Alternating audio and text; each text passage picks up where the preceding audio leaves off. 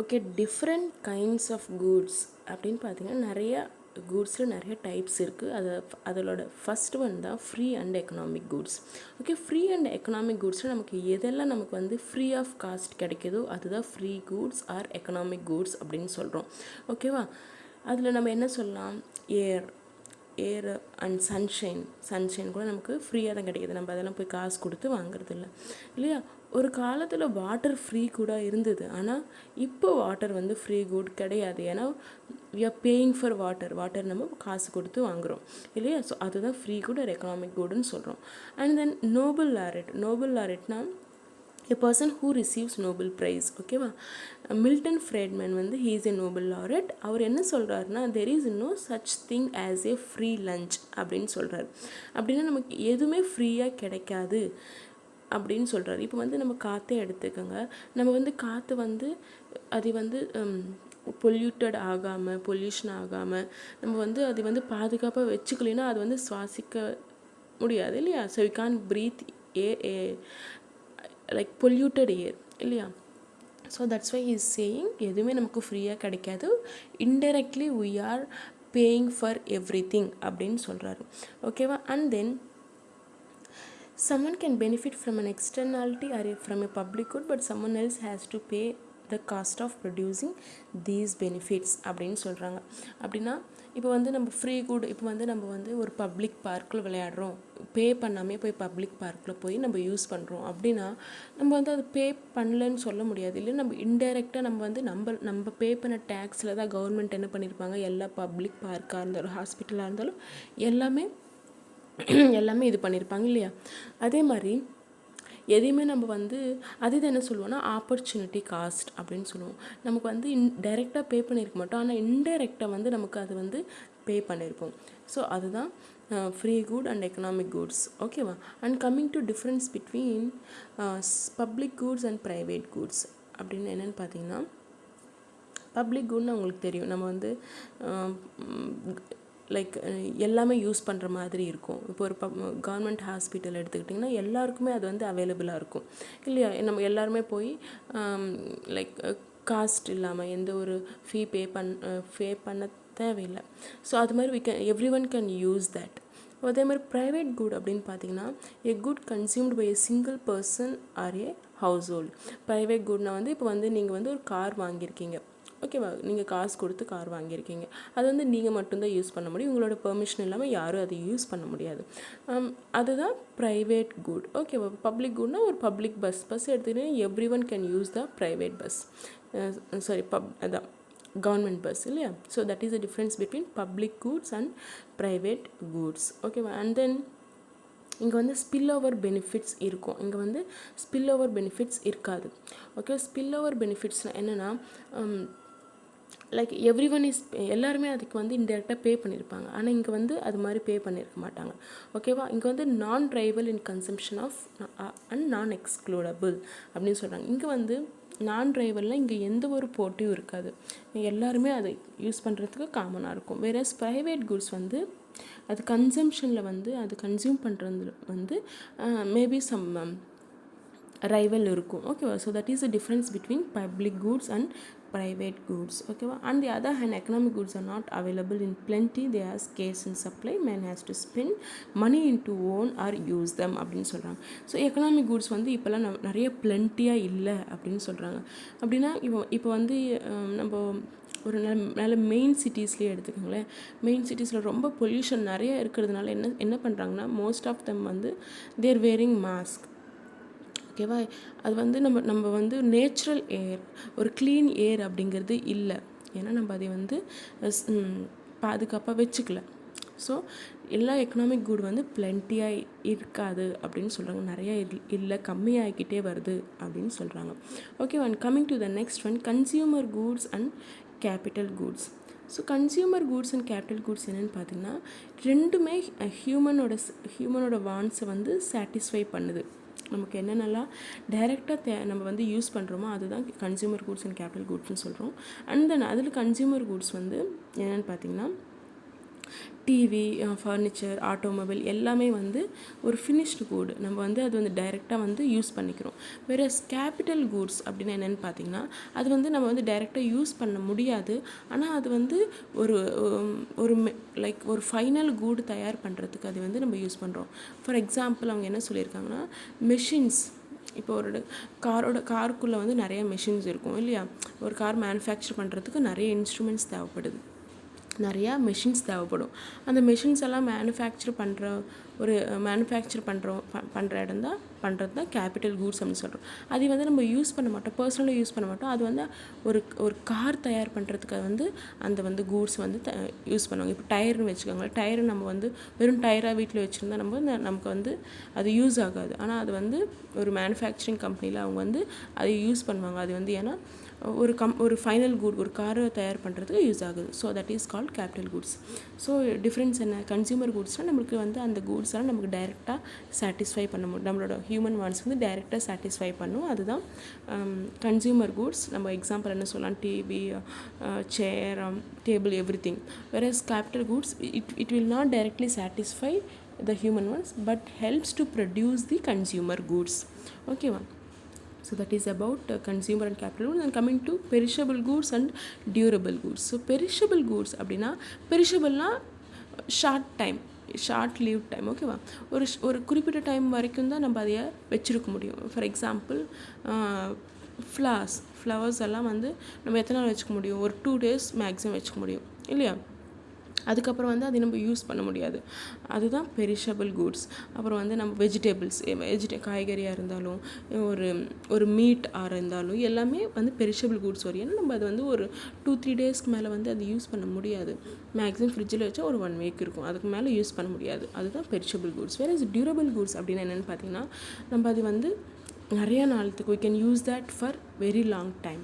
that is called as durable time. வந்து table, chair எல்லாமே வந்து லைஃப் டைம் வந்து அதுக்கு நிறையா இருக்கும். That is called as durable goods. ஓகேவா? ஸோ இது the different types of goods. And coming to services. சர்வீஸில் என்ன சொல்லியிருக்கேன்? சர்வீஸும் வந்து ஹியூமன் வாண்ட்ஸ் வந்து சாட்டிஸ்ஃபை பண்ணும். அதில் என்னென்ன டைப்ஸ்ன்னு பார்த்தீங்கன்னா, இன்டான்ஜிபிள் அப்படின்னு சொல்கிறாங்க. டேஞ்சிபிள் அப்படின்னா we can move, லைக் அது வந்து டச் பண்ண முடியும், மூவ் பண்ண முடியும். whereas intangible things not physical objects but exist in connection to other things. physical intangibleனா அது வந்து physical object கிடையாது, நம்ம அதை தொட முடியாது, அதுக்கு ஒரு டைமென்ஷன்ஸ் இருக்காது. ஓகேவா? ஆனால் வந்து நம்ம வந்து அதை ஃபீல் பண்ண முடியும். ஓகேவா? இப்போ வந்து இன்டான்ஜிபிள் வந்து அதுக்கு வந்து எக்ஸாம்பிள் என்ன சொல்லியிருக்காங்கன்னா, பிராண்ட் இமேஜ் ஆர் குட்வில் அப்படின்னு சொல்கிறாங்க. ஒரு பிராண்ட் இமேஜ் அப்படின்னா என்ன? இப்போ வந்து நீங்கள் ஒரு ட்ரெஸ் வாங்குறீங்க அப்படின்னு வச்சுக்கோங்க. அதுக்கு வந்து ஒரு பிராண்டட் ஷர்ட்டாக இருந்தால் அதுக்கு ஒரு ரேட் வந்து அதிகமாக இருக்கும். இப்போ நான் ஒரு 2 ஷர்ட் இருக்கும், 2 ஒரே மாதிரி தான் இருக்கும். ஆனால் ஒரு ஷர்ட் வந்து 200 rupees இருக்கும், இன்னொரு ஷர்ட் வந்து 2000 rupees இருக்கும். ஆனால் போத் த ஷர்ட்ஸ் லுக் சேமாக தான் இருக்கும். ஆனால் அந்த ப்ரைஸ் எதில் டிஃபர் ஆகுது? பிராண்டோட இதில் தான் டிஃபர் ஆகுது. ஸோ அதுதான் என்ன சொல்கிறாங்கன்னா, intangible அப்படின்னு சொல்கிறோம். But today the intangible things are converted and stored in the tangible items such as recording a music piece and to a pen drive அப்படின்னு சொல்கிறாங்க. இப்போ வந்து இன்டான்ஜிபிள்னால் அதை பார்க்க முடியாது, தொட முடியாது அப்படின்னு சொல்லியிருக்காங்கல்ல. ஆனால் ஒரு நல்ல பாட்டு கேட்குறோம், அது வந்து நமக்கு வந்து ஒரு நல்ல ஹாப்பினஸ் கொடுக்குது, ஒரு நல்ல ரிலாக்ஸேஷன் கொடுக்குது. அது வந்து ஆனால் நம்மளால் தொட முடியாது, ஆனால் ஃபீல் மட்டும்தான் பண்ண முடியும். இப்போல்லாம் என்ன பண்ணுறோம்? அந்த சாங்ஸை வந்து நம்ம வந்து ஒரு பென் ட்ரைவில் சேவ் பண்ணி வச்சுக்கிறோம் இல்லையா? அது வந்து அப்புறம் அது வந்து நம்ம ஸ்டோர் பண்ணி வச்சுக்கிறோம் இல்லையா? So that is also one type of service, that intangible service. And coming to heterogeneous சர்வீஸ்னால் services vary across regions or cultural backgrounds. They can be grouped on the basis of quality standards. A single type of service yields to multiple experiences. For example, music, consulting, physicians, etcetera. அது ஹெட்டிரோஜீனியஸ் அப்படின்னா என்னென்னா different, ஹோமோஜீனியஸ்னால் same. ஓகேவா? So ஹெட்ரோஜீனியஸ்னால் ஒரே விஷயம் வந்து different. இப்போ ஒரு பாட்டு வந்து லைக் எனக்கு பிடிக்கிறது உங்களுக்கு பிடிக்காததாக இருக்கலாம் இல்லையா? ஸோ அது வந்து ஹெட்ரோஜீனியஸ் சர்வீஸ்னால் it varies from person to person. ஓகேவா? அதே மாதிரி தான் கன்சல்ட். ஒரு டாக்டர்கிட்ட போனால் ஒரு டாக்டரோட ட்ரீட்மெண்ட் வந்து ஒருத்தருக்கு செட் ஆகும், ஒருத்தருக்கு செட் ஆகாது. அதுதான் ஒரே ஒரு சர்வீஸ் வந்து different experience. So that is called as heterogeneous. And coming to inseparable from their makers. Services are inextricably connected to their makers. For example, labor and laborer are inseparable. So next function என்னன்னா like வந்து ஒருத்தர் வந்து separate பண்ண முடியாது அப்படின்னு சொல்கிறாங்க. அதுதான் inseparable from makers. And perishable services cannot be stored as inventories. Like for example, it is useless to possess a ticket for cricket match once the match is over. ஓகேவா? பெரிஷபிள்னா services வந்து அது வந்து நம்ம கொஞ்ச நாட்கள் மட்டும்தான் அதை வந்து வச்சுருக்க முடியும், யூஸ் பண்ண முடியும். அதுக்கு தான் என்ன எக்ஸாம்பிள் சொல்லியிருக்காங்கன்னா, ஒரு கிரிக்கெட் மேட்சோட டிக்கெட் அப்படின்னு சொல்கிறாங்க. வந்து இப்போ வந்து ஒரு லைக் நாளைக்கு நடக்க போகிற கிரிக்கெட் மேட்ச் வந்து அந்த டிக்கெட் எடுத்துகிட்டு போய் நாளான்னைக்கு போய் நம்ம அந்த கிரிக்கெட் பார்க்கணும் அப்படின்னா நம்ம வந்து அது யூஸ் ஆகாது. ஏன்னா அதுக்கு ஒரு எக்ஸ்பைரி டேட் இருக்குது. அந்த டேட் வரைக்கும் தான் நம்ம அது யூஸ் பண்ண முடியும். So that is called as perishable. So these are the features of services. Okay. And coming to utility. So யூட்டிலிட்டினா என்னென்னா யூஸ்ஃபுல்னஸ். நம்ம யூஸ் பண்ணுறது தான் என்ன சொல்கிறோன்னா, யூஸ் ஆகிற விஷயங்கள், யூஸ் ஆகிற திங்ஸ் தான் என்ன சொல்கிறோன்னா யூஸ்ஃபுல்னஸ் அப்படின்னு சொல்கிறோம். So economics utility is the want satisfying power of a commodity or a service. So economic யூட்டிலிட்டினா என்னென்னா, நம்மளோட வாண்ட்ஸ் எல்லாம் நம்ம தேவைகள் எல்லாம் எது நிறைவேற்றுதோ அது வந்து ஒரு பொருளாக இருக்கலாம், ஒரு சர்வீஸாக இருக்கலாம், எல்லாமே இட் கம்ஸ் அண்டர் யூட்டிலிட்டி. அதே தான் நம்ம யூட்டிலிட்டின்னு சொல்கிறோம். ஓகேவா? இது வந்து ஒரு பர்சன் டு பர்சன் வேரி ஆகும், and time to time vary ஆகும், and person to like place to place vary ஆகும். ஸோ எல்லாத்தோட யூஸ்ஃபுல்னஸும் டிஃப்ரெண்ட்டாக இருக்கும். Because everyone's taste is different. Okay. That is called as utility. So characteristics என்னென்னு பார்த்தீங்கன்னா, first வந்து யூட்டிலிட்டி இஸ் ஏ சைக்கலாஜிக்கல். எப்படின்னு பார்த்தீங்கன்னா, இப்போ வந்து ஒரு வெஜிடேரியன் கிட்ட போய் நம்ம ஒரு நான்வெஜ் ஃபுட்டு கொடுத்தோம்னா அவங்களுக்கு பிடிக்காது. ஓகேவா? ஸோ அதே அந்த ஒரு சிக்கன் பிரியாணி எடுத்துகிட்டு போய் ஒரு நல்ல நான் வெஜிடேரியன் கிட்ட கொடுத்தோன்னா he will enjoy that food இல்லையா? அவர் வந்து நல்லா என்ஜாய் பண்ணி சாப்பிடுவாங்க. ஸோ வந்து it depends upon the psychological அப்படின்னு சொல்கிறாங்க. அதுதான் first point. And coming to the second one, utility is not equivalent to usefulness. எல்லா யூட்டிலிட்டியுமே யூஸ்ஃபுல்லாக இருக்கும் அப்படின்னு சொல்ல மாட்டேன். இப்போ ஸ்மோக் பண்ணுறவருக்கு வந்து அது வந்து அவருக்கு ஹாப்பினஸ் கொடுக்குது, ஆனால் அது வந்து it is not good for health. நம்ம எல்லா திங்ஸும் ஹாப்பினஸ் கொடுக்குறது எல்லாமே யூஸ்ஃபுல் அப்படின்னு சொல்ல முடியாது. இப்போ வந்து ஒருத்தர் ஆல்கஹால் குடிக்கிறாருன்னா அவர் வந்து அதில் என்ஜாய் பண்ணலாம், but it is not good. அது வந்து அவரோட ஹெல்த்துக்கு வந்து யூஸ்ஃபுல் கிடையாது. So utility is not equivalent to usefulness. அதுதான் second characteristics. And coming to third one, utility is not same as pleasure. Okay. So ப்ளஷர்னால் என்னென்னா அது ஒரு ஹாப்பினஸ். ஓகேவா? ஸோ இப்போ வந்து சிக் பர்சன் வந்து ஒரு உடம்பு சரியில்லாமல் இருக்குது அப்படின்னா அவருக்கு வந்து மெடிசன் எடுக்கிறது, இன்ஜெக்ஷன் எடுத்துக்கிறது வந்து ஒரு யூஸ்ஃபுல்லாக தான் இருக்கும். ஆனால் அது வந்து அவருக்கு வந்து ஒரு நல்ல எக்ஸ்பீரியன்ஸ், ஒரு ஹாப்பினஸ்ஸு இல்லை. இன்ஜெக்ஷன் கொடுக்குறப்போ அவருக்கு வந்து அவரோட டிசீஸ் வேணால் குணமாகலாம், ஆனால் அது வந்து அவருக்கு வந்து ஹாப்பினஸ் கொடுக்கறது இல்லை. Okay. So utility is not pleasure. And coming to utility is A personal and relative. An individual obtains varied utility from one and the same good in different situations. நான் already சொன்ன மாதிரி utility வந்து personal. Okay. ஒருத்தருக்கு பிடிச்சது இன்னொருத்தருக்கு பிடிக்காமல் இருக்கலாம். ஒரு பிளேஸில் யூஸ் பண்ணுற விஷயம் வந்து இன்னொரு பிளேஸில் யூஸ் ஆகாமல் இருக்கலாம். So it varies with person to person and place to place. So that is the fourth point. And coming to fifth point, utility is the function of the intensity of human want. An individual consumer faces a tendency of diminishing utility. So utility வந்து function of intensity of human வாண்ட்னா எப்படி சொல்கிறதுனா, இப்போ வந்து நீங்கள் ஒரு ice cream first ice cream சாப்பிட்றப்போ நீங்கள் வந்து அது நல்லா என்ஜாய் பண்ணி சாப்பிடுவீங்க, நல்லா லைக் நீங்கள் ரொம்ப ஹாப்பியாக இருப்பீங்க. அதே ice cream second time third time கண்டினியூஸாக ஒரு விஷயத்தை பண்ணுறப்போ அதோட இன்டென்சிட்டி கம்மியாயிரும். அது உங்களுக்கு கொடுக்குற ஹாப்பினஸ் வந்து கம்மியாயிடும். ஏன்னா ரிப்பீட்டடாக ஒரு விஷயம் பண்ணுறப்ப யாருக்குமே பிடிக்காது. ஸோ அதுக்கு தான் என்ன சொல்கிறாங்கன்னா, utility is a function of intensity of human want அப்படின்னு சொல்கிறாங்க. இட் டெண்டன்சி டிமினிஷஸ்னால் குறையும். எப்போ குறையும் when we do continuously the same thing. So that is the fifth point. And coming to sixth one, utility is a subjective concept. It cannot be measured objectively and it cannot be measured numerically. So அப்படின்னு சொல்கிறாங்க. சப்ஜெக்டிவ்னா என்ன, like நம்ம வந்து அதை வந்து only experience மட்டும் பண்ண முடியும். நம்ம வந்து அது வந்து ஒரு ஆப்ஜெக்டாக ஒரு நம்பர்ஸில் வந்து டிஃபைன் பண்ண முடியாது. ஓகேவா? இது we can just feel our satisfaction or happiness.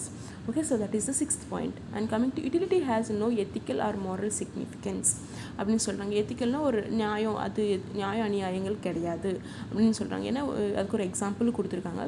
இந்த ஒரு கத்தி வந்து 2 பேர்த்தால் யூஸ் பண்ண முடியாது. ஒருத்தர் வந்து சமைக்கிறவர் யூஸ் பண்ணுறாரு, அதே கத்தி ஒருத்தர் வந்து ஸ்டாப் பண்ணுறதுக்கு இல்லைனா குத்துறதுக்கு யூஸ் பண்ணுறாரு. ஸோ ஆனால் அதோட 2 பேர்த்தோட யூஸ் பண்ணுற பொருட்கள் ஒன்று தான், ஆனால் அது வந்து விஷயங்கள் வந்து வேறு இல்லையா? ஸோ அதனால தான் it has no ethical or moral significance அப்படின்னு சொல்கிறாங்க. Okay, that is about characteristics of utility. And coming to types of utility. So என்னென்ன டைப்ஸ் எல்லாம் இருக்குதுன்னு பார்த்தீங்கன்னா, ஃபார்ம் யூட்டிலிட்டி அப்படின்னு சொல்கிறாங்க. ஃபார்ம் யூட்டிலிட்டினா அதுக்கு ஒரு ஃபார்ம் இருக்கும். ஒரு மெட்டீரியலுக்கு வந்து ஒரு லெங்க்த்து பிரெட்த்து வந்து எல்லாம் இருக்கும், வந்து டச் பண்ண முடியும். எக்ஸாம்பிள் வந்து என்ன சொல்லியிருக்காங்கன்னா, ஃபார் எக்ஸாம்பிள் டச் பண்ண முடியும், ஆனால் அது வந்து ஒரு விஷயமாக இருந்தால் மட்டும்தான் அது யூஸ் பண்ண முடியும் அப்படின்னு சொல்லுவாங்க. இப்போ வந்து அதுக்கு எக்ஸாம்பிள் என்ன கொடுத்துருக்காங்கன்னா, காட்டன் கொடுத்துருக்காங்க. காட்டன் வந்து நம்ம வீட்லேயே வச்சுட்டு இருந்தால் நம்ம வந்து என்னாகும், அது வந்து யூஸ் ஆகாது இல்லையா? அது வந்து நம்ம வந்து காட்டனை வந்து அது வந்து த்ரெட்டாக மாற்றணும், த்ரெட்லேருந்து நம்ம வந்து அதையே கிளாத்தாக மாற்றணும். வெறும் பஞ்சா வீட்டில் வச்சுருந்தா நமக்கு அந்த யூஸ் கிடையாது. ஸோ இட் ஷுட் அது ஒரு டிஃப்ரெண்ட் ஃபார்மில் இருந்தால் மட்டும்தான், அதுக்கு ஒரு ஃபைனல் ஃபார்ம் இருந்தால் மட்டும்தான் நம்ம அதை யூஸ் பண்ண முடியும். அதுக்கு நம்ம இன்னொரு எக்ஸாம்பிள் என்ன சொல்லலாம்னா, மெட்டல்னு வச்சுக்கோங்களேன். மெட்டல் வந்து மெட்டலாகவே இருந்ததுன்னா அது யூஸ் பண்ண முடியாது. மெட்டல் வந்து ஒரு ப்ராடக்டாக மாற்றுறப்ப தான் அதை நம்ம யூஸ் பண்ண முடியும். சைக்கிள் எல்லாமே, காராக இருந்தாலும் அது வந்து ஒரு ஃபைனல் ப்ராடக்டாக ஒரு கம்ப்ளீட் ஃபார்மில் இருந்தால் மட்டும்தான் அது யூஸ் பண்ண முடியும். That is why it is called as form utility. And coming to time utility. Time யூட்டிலிட்டினா வந்து ஒரு பிளட் பேங்க்கில் வந்து நீங்கள் போய் பிளட் கொடுக்குறீங்க, ஓகேவா? அந்த பிளட் பேங்க் கொடுத்தனுமே அது யூஸ் ஆகுமா? இல்லை. ஒரு சிக் பர்சன், அந்த பிளட்டு தேவைப்படுற பர்சன் அந்த டைமில் மட்டும்தான் உங்கள் பிளட் வந்து யூஸ் ஆகுது. So that is called as time utility. And place utility. Place யூட்டிலிட்டினா வந்து லைப்ரரியில் புக்ஸ் இருக்குது, ஓகேவா? அது வந்து புக்ஸ் லைப்ரரியிலே இருந்தால் வந்து யூஸ் ஆகாது இல்லையா? இந்த ஸ்டூடெண்ட் போய் லைப்ரரிக்கு போய் அந்த புக்ஸை படித்தா மட்டும்தான் அது வந்து அந்த ஸ்டூடெண்ட்டுக்கு யூஸ் ஆகும் இல்லையா? So that is why it is called as place utility. And service utility. So an individual consumer derives service utility from a service made available at a time. ஓகேவா? ஒரு இண்டிவிஜுவல் வந்து அதிலிருந்து ஒரு யூட்டிலிட்டி கிடைக்கிது அவருக்கு எப்போன்னு பார்த்தீங்கன்னா, a client obtains service utility from their lawyers, patient service utility from their doctors and so on. இப்போ வந்து சர்வீஸ் யூட்டிலிட்டி நம்ம என்னென்னலாம் சர்வீஸ் எல்லாம் போய் நம்ம ஒருத்தர்கிட்ட பண்ணிக்கிறோமோ அதுதான் சர்வீஸ் யூட்டிலிட்டின்னு சொல்கிறோம். இப்போ ஃபீவராக இருந்தால் டாக்டர்கிட்ட போவோம், நமக்கு ஒரு ப்ராப்ளமாக இருந்தால் போலீஸார் லாயர்கிட்ட போவோம் இல்லையா? அதே மாதிரி தான் சர்வீஸ் யூட்டிலிட்டி அப்படின்னு சொல்கிறோம். ஸோ பொசிஷன் யூட்டிலிட்டினா ஒரு கடையில் புக் இருக்குது அப்படின்னா அது வந்து நீங்கள் போய் அதை யூஸ் பண்ண முடியாது. நீங்கள் காசு கொடுத்து வாங்கினா மட்டும்தான் அது யூஸ் பண்ண முடியும். அதுதான் என்ன சொல்கிறாங்க, பொசெஷன் அப்படின்னு சொல்கிறாங்க. அது உங்களோட பொருளாகும். எப்போ உங்களோட பொருளாகும்? when you give money and buy that product, only then you can use that product. That is called as possession utility. Okay, one knowledge utility. It is the utility derived by having a knowledge of particular thing. Advertisements serves as a source of information on the object. So knowledge utility na அதுக்கு example என்ன சொல்லியிருக்காங்கன்னா, நம்ம ஒரு விஷயத்தை பற்றி நமக்கு தெரியலனா நம்ம வந்து அதை கேட்டு தெரிஞ்சுக்கலாம், பார்த்து தெரிஞ்சுக்கலாம். ஸோ அதுதான் வந்து என்ன சொல்கிறோன்னா நாலேஜ் யூட்டிலிட்டி. ஸோ அதுக்கு தான் எக்ஸாம்பிள் சொல்லியிருக்காங்க அட்வர்டைஸ்மெண்ட். நம்ம அட்வர்டைஸ்மெண்ட் பார்க்குறதுனால நமக்கு நிறையா நியூ ப்ராடக்ட்ஸு, நியூ சர்வீசஸ் பற்றி தெரியுது இல்லையா? அதுதான் அட்வர்டைஸ்மெண்ட் வந்து எப்படி யூஸ் ஆகுது, to provide knowledge. Okay, so that is called as knowledge utility. Okay, thank you.